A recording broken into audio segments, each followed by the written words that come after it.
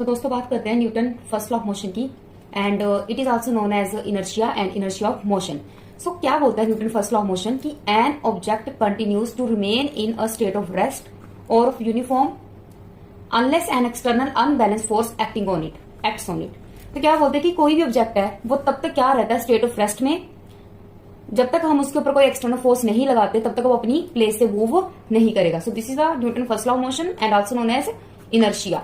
सो inertia क्या होता है? इनर्शिया होता है टेंडेंसी ऑफ बॉडी, एक किसी भी बॉडी की टेंडेंसी, ठीक है, एबिलिटी बोल सकते हैं आप, to resist any change in its state of rest, motion और डायरेक्शन। सो इसके टाइप क्या है? Inertia of rest, second inertia of direction, third is the inertia of motion. तो हम चलो एग्जांपल से समझते हैं कि Newton first law of motion का।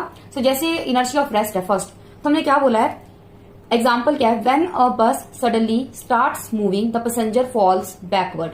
क्या बोला है कि जब भी एक बस सडनली मूव करती है,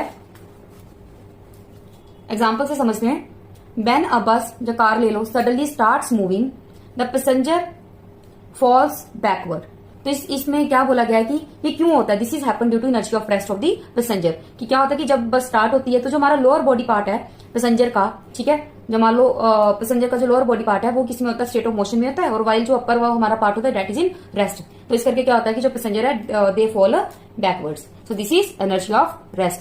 second is the inertia of direction. तो इसका एग्जांपल है when a moving car take a steep turn we tends to fall outward.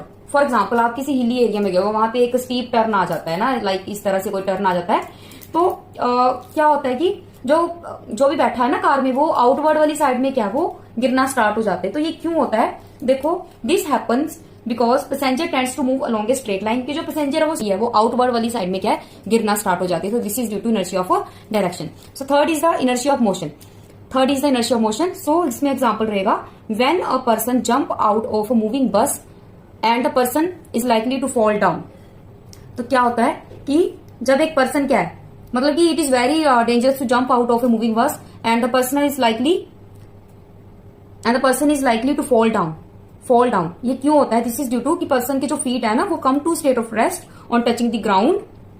उनका जो कोई भी पर्सन है उसके जो फीट है वो किस में रहते हैं? स्टेट ऑफ रेस्ट में, जब वो टच करता है ग्राउंड को, ठीक है। और जो अपर वाला पार्ट है वो किस में रहता है? मोशन में रहता है। इस करके क्या वो एकदम से गिर जाता है पीछे की तरफ। So these are the three types of inertia: inertia of rest, inertia of direction, inertia of motion. So हमने इसको inertia of law of inertia को जो लॉ ऑफ इनर्शिया है Newton first law of motion, जो हमने इसको example के through समझा।